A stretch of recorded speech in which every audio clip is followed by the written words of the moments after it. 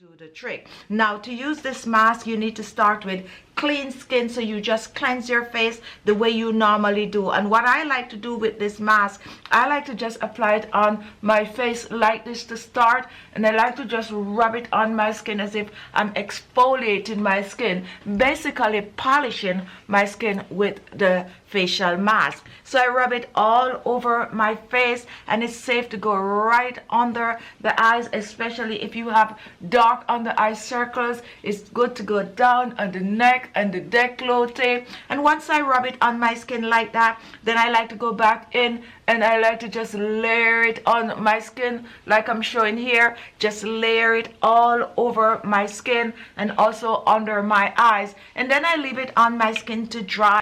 And this is going to take about 30 minutes. After 30 minutes, I just go back and I just rinse my face with some cold water and reveal beautiful looking skin.